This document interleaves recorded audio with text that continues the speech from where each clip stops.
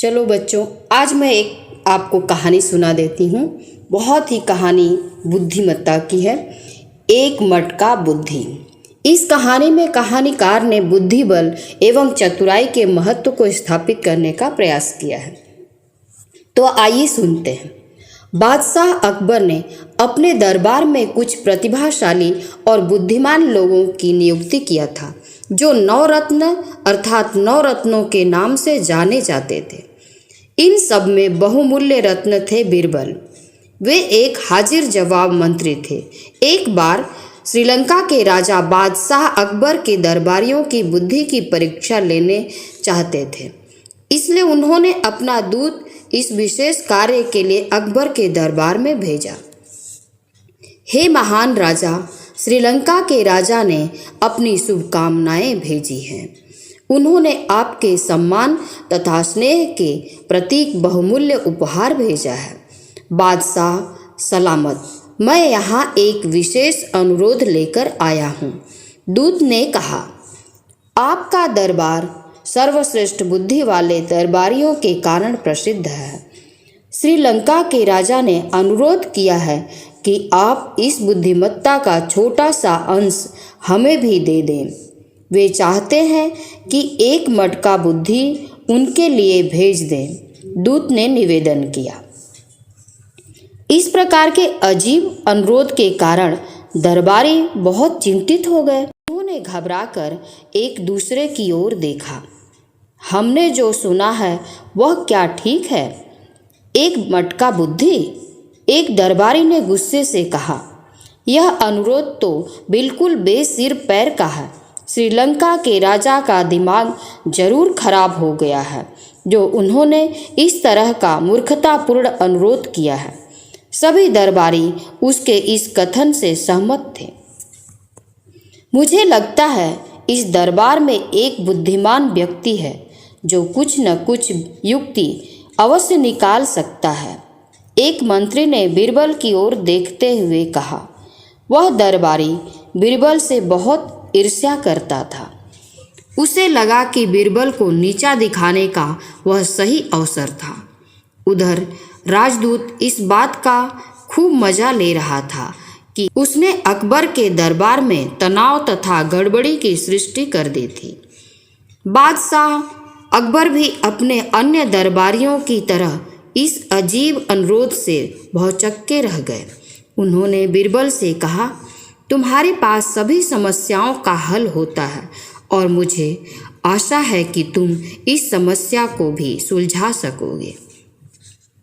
बीरबल ने अकबर के सामने अपना सिर झुकाया और कहा, बादशाह सलामत, हमारे राज्य में काफ़ी बुद्धि है और मुझे विश्वास है कि हम बुद्धि भरा मटका श्रीलंका भिजवा ही देंगे। दूत ने कहा, जैसे ही मुझे बुद्धि भरा मटका मिल जाएगा, मैं अपने देश के लिए प्रस्थान करूँगा। बादशाह सलामत, बुद्धि भरा मटका तैयार करने में थोड़ा समय लगेगा, बीरबल ने अकबर को बताया। दूत अपनी धूर्तता पर मुस्कुराता हुआ बोला, अच्छी बात है बादशाह सलामत, मैं इंतजार करूँगा। आपकी सूचना मिलने पर आऊँगा। बीरबल घर वापस आए। उन्होंने अपने माली से खेत में कुछ कुम्हड़ों के बीज बोने को कहा। कुछ समय बाद वे बेलें बड़ी हो गईं और उनमें छोटे छोटे फल आ गए।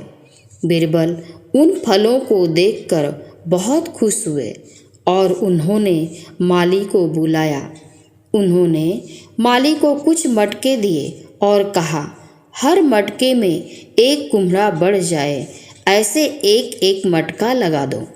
उन्होंने माली को विशेष निर्देश दिया कि बेलों की अच्छी तरह से देखभाल करें और कुम्हड़ों को मटकों के अंदर ही बढ़ने दें।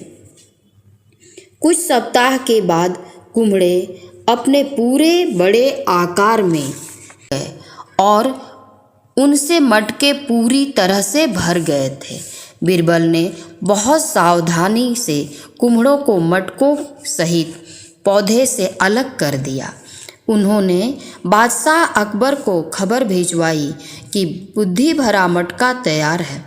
अगले दिन बादशाह अकबर ने श्रीलंका के राजदूत को राज दरबार में बुलवाया। श्रीलंका के राजदूत को विश्वास था कि बीरबल बुद्धि भरा मटका तैयार करने में सफल नहीं हो सकेंगे। जब सब लोग दरबार में उपस्थित हो गए तो बादशाह अकबर ने कहा, बीरबल, राजदूत के लिए बुद्धि भरा मटका लाओ। बीरबल ने अपने सेवक को मटका लाने का इशारा किया। मटके को एक तस्तरी पर रख गया था तथा एक सुंदर कपड़े से ढककर लाया गया था। दरबार में चुप्पी छाई थी, क्योंकि किसी को विश्वास नहीं हुआ कि राज्य में बुद्धि भरा मटका नाम की कोई चीज़ भी थी। बीरबल बोले, बादशाह सलामत। श्रीलंका के राजा द्वारा की गई फरमाइश यानी बुद्धि भरा मटका हाजिर है। क्या इस मटके से संबंधित एक आवश्यक बात मैं अपने माननीय अतिथि को बता सकता हूँ? हाँ जरूर बीरबल, बादशाह ने कहा। राजदूत की ओर देखकर बीरबल बोले, इस मटके में बुद्धि का फल रखा है। यह फल मटके को तोड़े बिना या फल को काटे बिना बाहर निकालना होगा। बुद्धि का फल निकालने के बाद आप यह मटका हमें वापस कर दें, लेकिन उस पर एक खरोच भी नहीं लगनी चाहिए। राजदूत ने कपड़ा हटाकर अंदर झांक कर देखा। मटके में एक बड़ा सा कुम्हड़ा था। उस छोटे से मुंह वाले मटके में कुम्हड़ा कैसे रखा गया और वह उस कुम्हड़े को मटके को तोड़े बिना या उसे काटे बिना बाहर कैसे निकालेगा?